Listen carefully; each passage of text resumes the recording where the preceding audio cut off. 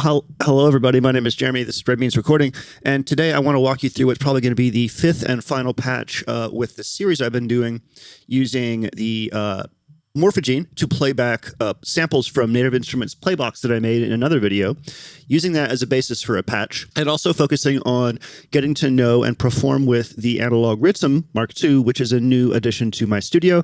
I took out all of the drums from my modular system once I got the hapax, and devoted more space to sequencing and modulation and stuff. So this has been my drums to go with this, and I've done 4 patches so far, and they've been great, sort of blowing through them 2 a day. And I can safely say that this is a good friend, and I kind of thought it might be interesting to just walk you through from zero to performance patch, which honestly might be a long video, but let's give it a try. So the first thing I need to do is pick a Morphagene reel, and the Morphagene is going to be the basis for this patch. So let's go ahead and turn it up, and let's go ahead and find a reel.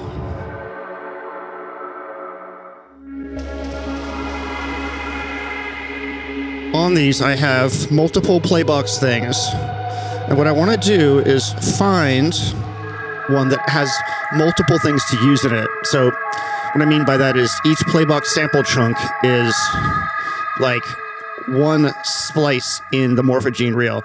And what I like to do is find a reel that has multiple places I can turn and find something good. So you'll notice I've been playing with this navigator slider right here.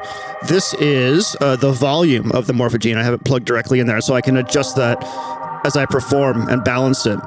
This is the dry wet of the data bender, which the Morphagene is going into.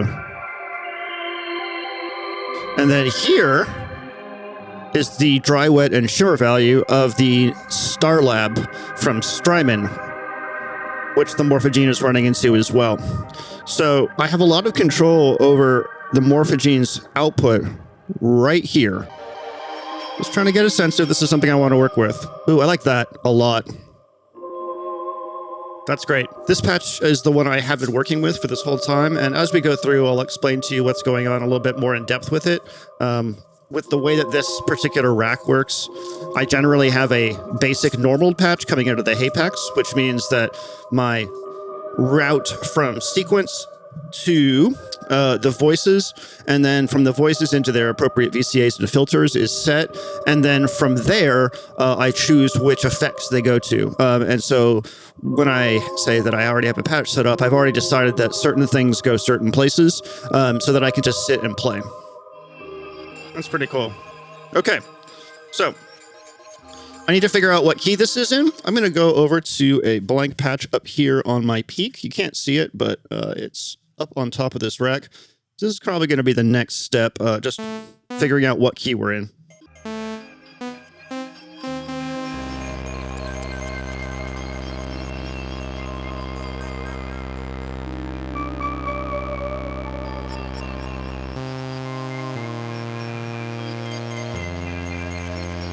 That'll work.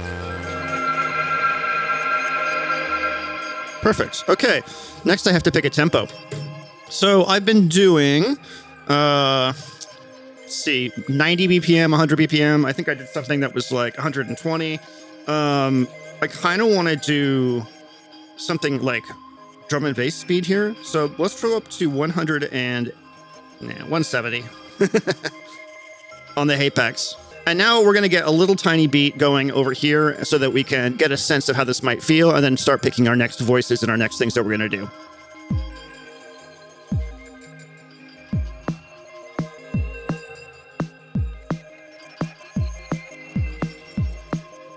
We'll come back to that. I don't want that to be too big right now.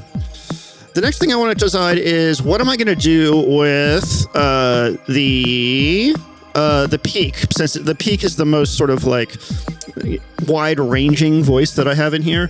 I want to kind of make a decision early on what it's going to be doing, and that's on 5 here. So we can go through some patches.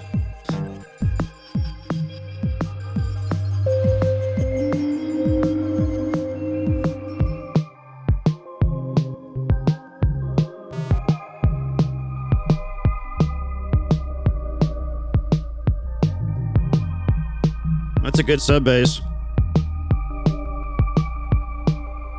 You kind of want to make decisions fast. You don't want to get too wrapped up in like overthinking.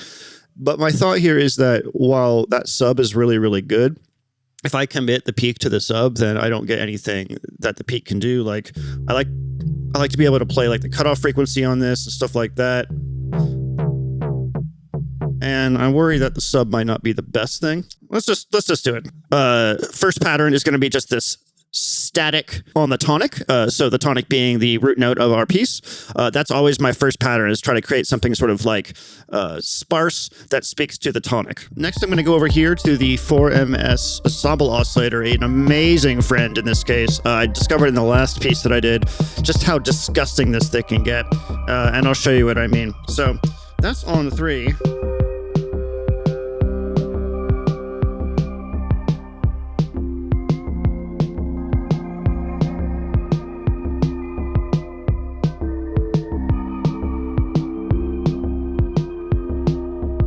So these 3 navigator things right here are sliders are sending to the twist, warp, and cross FM of the 4MS ensemble oscillator. So what this gives me is cool control right here over the sort of disgusting level of my voice, and things can get really, really crazy.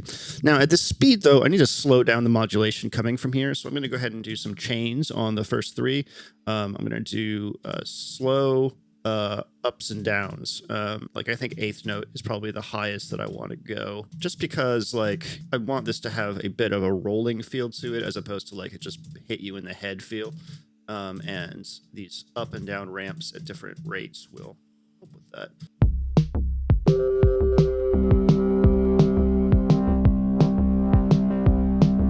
Yeah.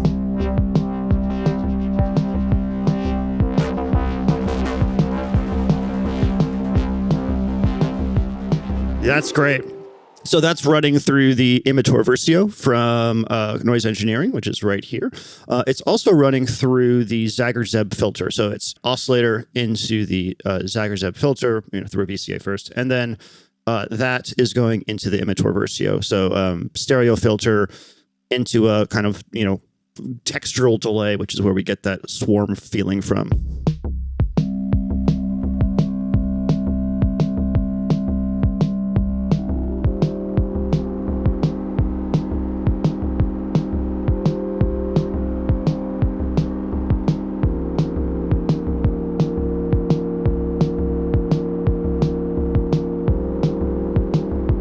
Like that. I'm going to turn that down. It's a little loud.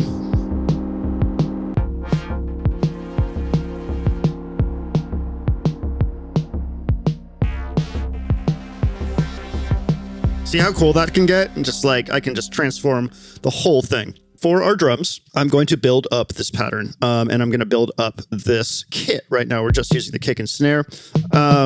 Let's work on the snare first. I actually don't mind the kick all that much. So each kit has the ability to adjust analog engine settings for each sound.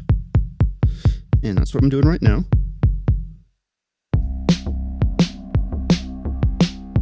That's nice and snappy. We're just going to work in the first 16 steps for right now.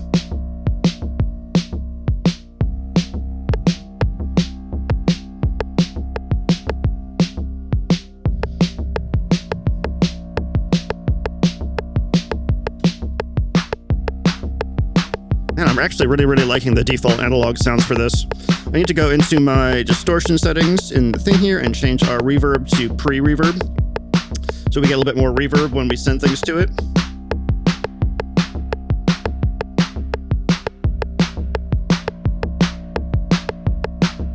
Some live recording of hi-hats.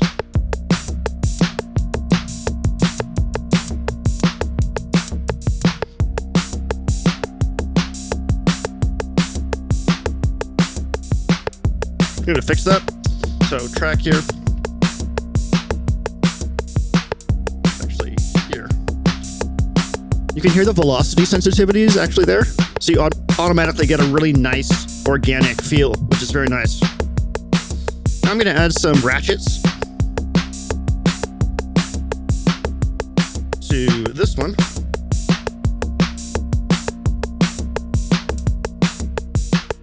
And a little bit of velocity down on that.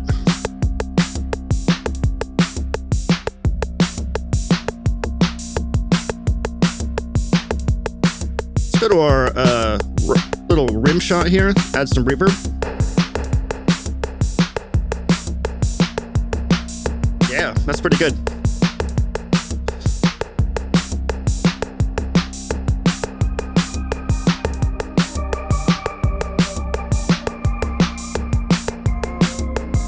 You'll see that these little double lines, you'll see that these little double lines exist. That means that these are tied to each other in what's called a choke group, meaning that when I play one, it will cut the other one off. So that's something you have to consider when you're doing this stuff, is like, how do you want to manage your choke group? All four of these are set to toms right now, which are pretty good sounding toms, but that is not what we want to use here. So I'm going to put some Foley on these. So I'm going to turn the level down for our engine, and I'm going to go into sample, and I'm going to put some little samples on here, which is something we can do.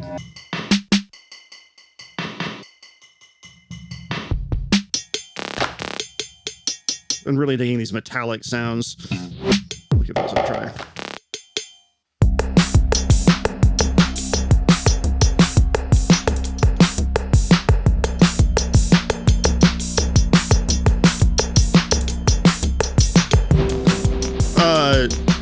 Voice one over here, sorry microphone. Voice one over here is the qubit surface. We'll be using that for a nice little puffy, plucky sound.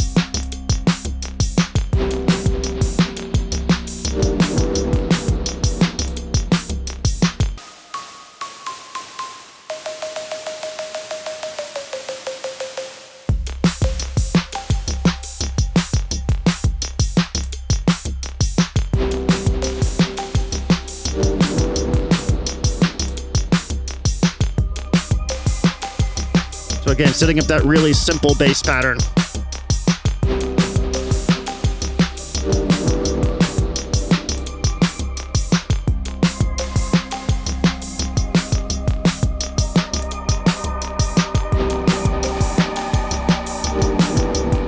All right.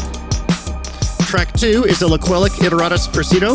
Really, really love this voice, and it's running into the Happy Nerding Happy Nerding Effects Aid XL, which is loaded up with reverbs and delays. I've been really digging it in this sort of plucky mode that you can hear. It's running through the Quadigy, which is a fantastic quad envelope generator. It's being put into the Hex VCA and then directly into the effects aid. Now, the cool thing about this is I have the user knob set up to open and close the decay and release of the envelope. So I can go from this tiny little guitar plucky sound to a big lead. Let's go ahead and get a really sparse pattern in here for this, for our opening pattern.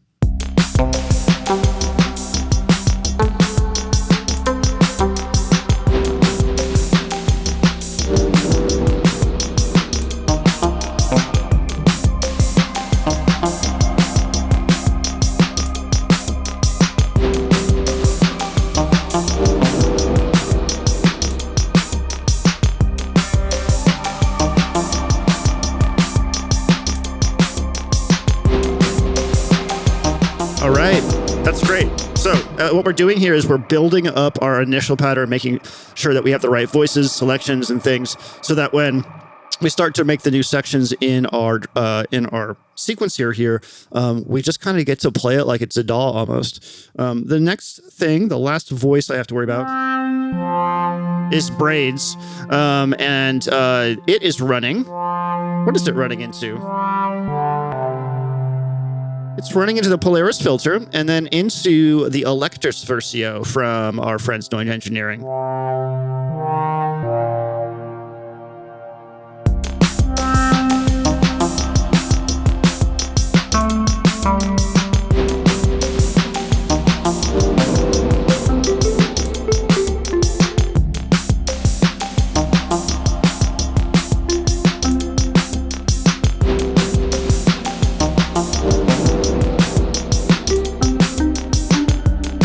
So we'll just do a tiny little thing there for that.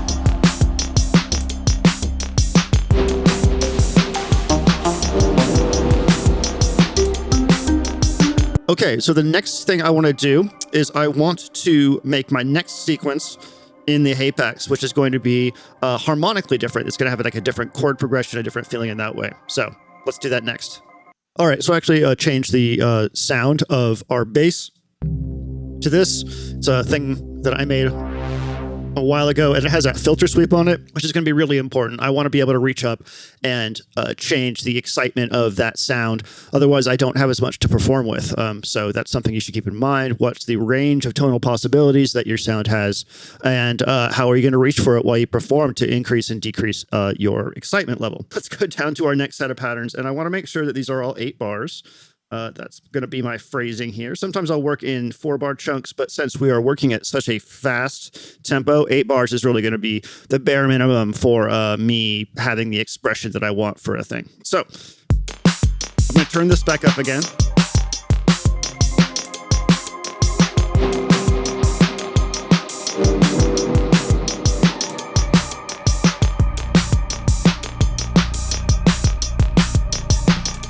So I don't want to go away from the tonic right now. I think I'm just going to go long tonic, meaning there's different kinds of chord progressions you can do. You can go from the tonic away from it and then back, and you can go away from the tonic and then go towards it.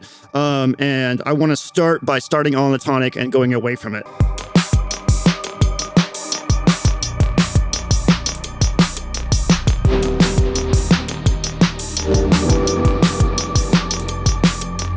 Which I think is fantastic. All right, let's go ahead and get some other sounds going on here.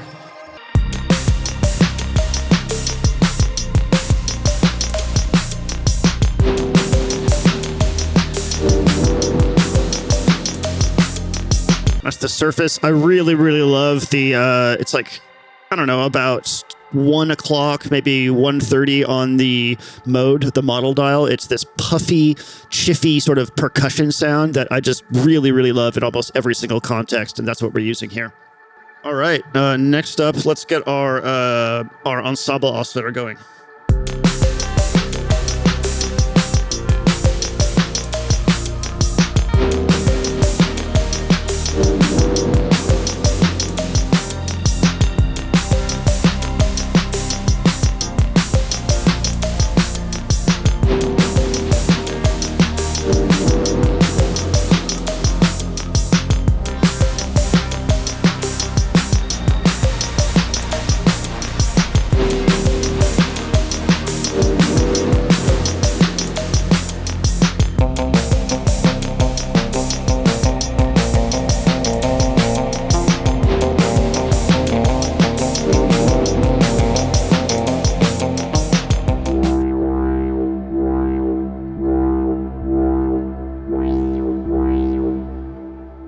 Dialing in the tone now. I think I'm going to go back to a longer sound with this because everything else is kind of plucky.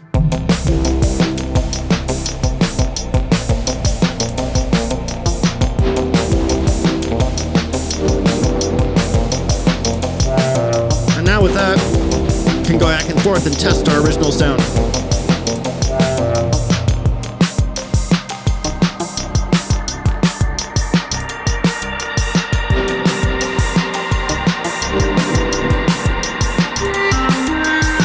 So now we've got a like a full progression. Let's go ahead and next do, again, away from the tonic thing. So we're going to start off the tonic with the bass and work around that, which will give us another harmonic contrast part, which is what we want here.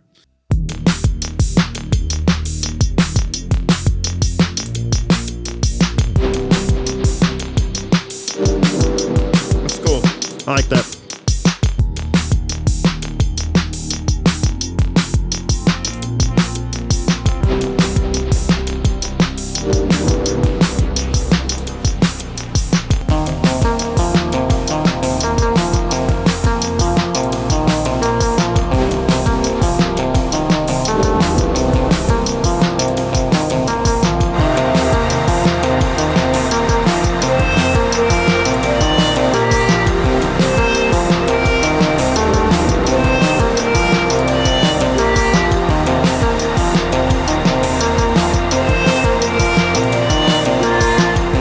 last thing I added the big old braid sound. We're gonna have to make sure that we don't bring that in right away when we switch that pattern, because it's going to be something to add on top. Next pattern. This is going to be a sparse back to tonic only, but it's going to be like harder. That's sort of the idea. Is like, let's get back to that groovy, like just fucking around with the tonic area, and the tonic being the root note, and see what we can get.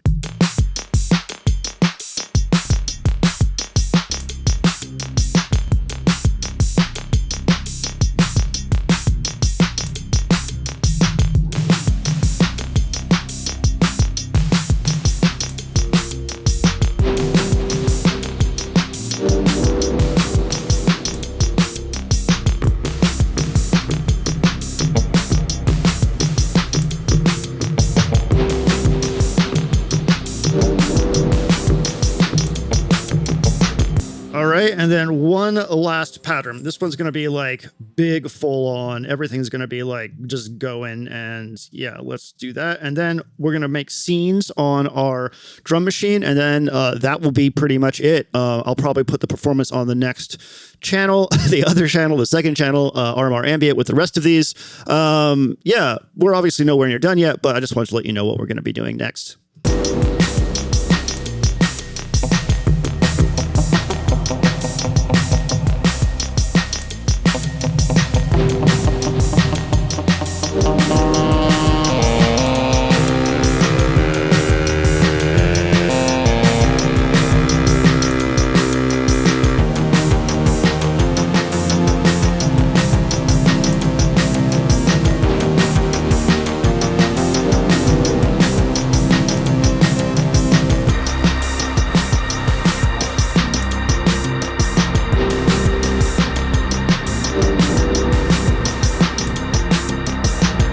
Let's finish up our drum stuff. All right, so we're over here at the Analog Rytm, and this is what I do. Here, look at it. Let's get it closer to you. There it is. This is what I do after I have gotten the most of the stuff done over on the main rack. I come over here and I start building some scenes. So first of all, let's listen to what I did.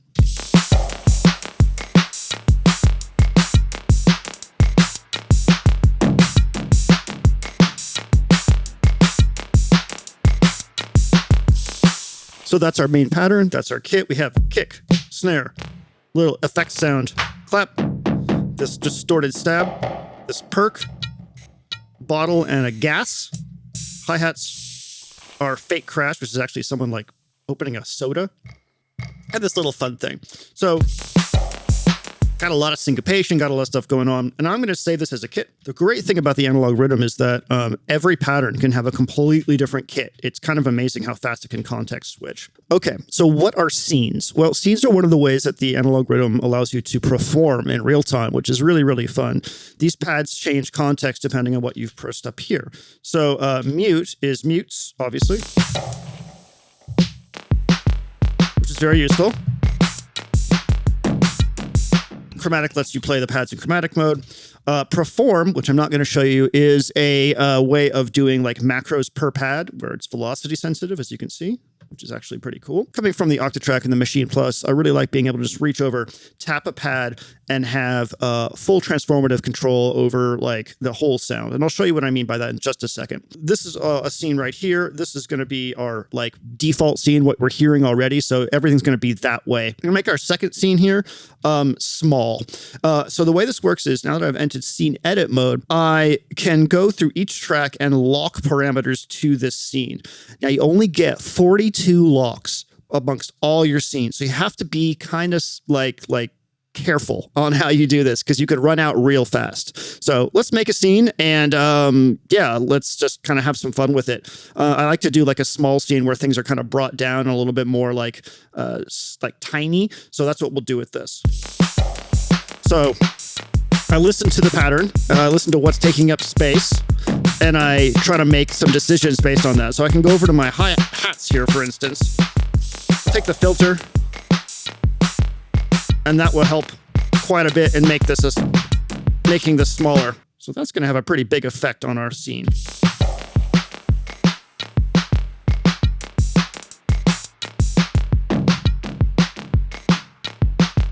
and just taking out hi-hats. Now, essentially that's a mute, but I use scenes more than I use mutes. So that's why I'm over here like playing around with this. I want to actually create some of those mute group options like I would by reaching over here and hitting more things at once in my scene so that I can really just stay on one page while I'm editing. Excuse me, while I'm performing, not editing. I'm editing right now.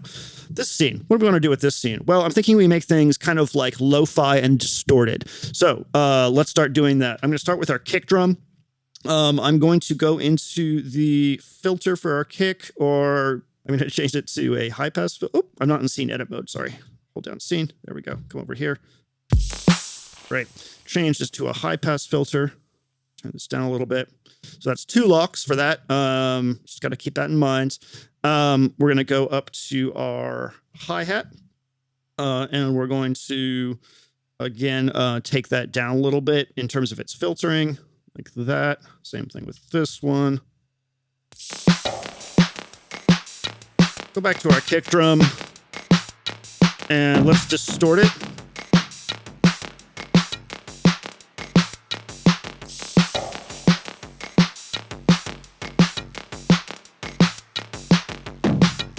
That's good. Let's work on our percussion. So snare. I'm going to go hold down the scene button and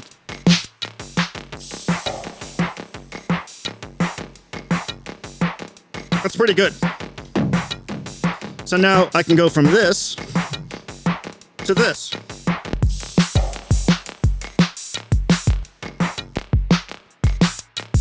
So we've made like, we have our normal pattern, we have like sparse version, we have completely lo-fi. What if we had something that like went up in energy, but maybe stripped away some of the syncopation? We have 2 locks, 18 locks, and 0 locks. So we have 20 locks in, we have 22 more locks to go. Let's see what we can do. Snare drum, a lot more reverb, and filter it. And maybe we'll, yeah. Go to our clap. And we're going to increase the decay on this. That's good.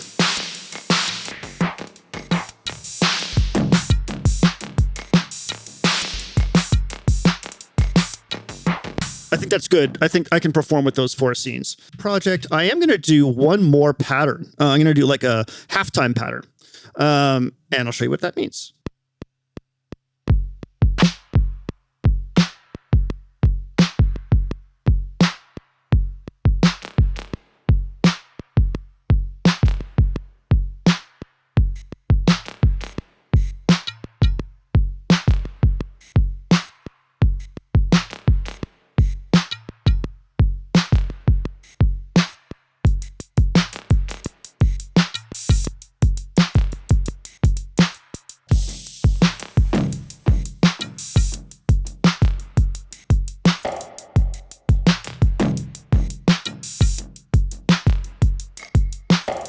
So, hey, that's the process. I'm going to practice this now, and then I'm going to perform it. Please go check out my other channel for the performance of this. There's a link in the description. There'll be a link in the card at the end, probably putting one of the things up on the right. But I want to take this opportunity to recap how we approach doing this. We started off with a concept, right? We started off with the concept of we have Morphagene reels that we're going to use as a source for our patch. We're going to pick one that has enough sort of vibe that we can, get around making something around it. And then we're going to see if there's other variations on that reel, different splices that are going to give us some change in texture. We have controls over Morphagene that allow us to change its volume in the mix, its glitchiness in the mix, and its reverb in the mix, which means we have an immense amount of control over the sort of feeling and density that that particular thing has in our mix over time, which is great. We then decided on what one of our synthesizers was going to do. Our peak, in this case, it decided to do bass. We then tried to figure out what the rest rest of our voices were going to kind of sit in the mix as, and then wrote a sparse arrangement to get started so we could have a place to go from that wasn't very complicated. And then from there, we went to a more robust version of the arrangement that harmonically wasn't really that complicated. It started on the root note of the key and kind of moved around that and then back. Then we went to a different harmonic change where we started away from the root note and came back. And then our third or fourth pattern was sort of a stripped version of the tonic meditation, meaning it's more funky, more syncopated, but doesn't change chords. And then finally, we had like one full-on bit. So we have all these different harmonic movements and densities in our sequence that we can then move through. And each one presents a different feeling in terms of the musicality of it. Throughout that, we kept in mind that we wanted to, have these ranges of timbres within our voices, and our patch supported that. So things like being able to open up envelopes or change the way that the ensemble oscillator was growling, the frequency on our peak, the bass there, to open that up so we can be like down here kind of obscured and then just rise into this really kind of big sound and then back again. That's timbre contrast. That's the other way that I think about moving through my performances. There's harmonic contrast and timbre contrast, and also density contrast, meaning how many things are happening at once and how long do they take in the arrangement. So all these things are things that I think about when I'm putting these patches together, and I hope that I showed you a fair amount of those today. And this video is probably going to be pretty long, so I really appreciate you sticking around and watching. This is sort of an experiment for me, trying this type of video. But yeah, I just kind of wanted to share with you the joy of patching and the joy of making stuff like that. Oh yeah, don't forget the rhythm. Obviously, that was a big part of why we were doing these as well. So yeah, thanks so much. I appreciate you, and I hope you're well. If you have any questions, leave them in the comments. I'll see you on the other channel and in the next video. Thanks for watching. My name is Jeremy. This is Red Means Recording, and I hope you have a wonderful day.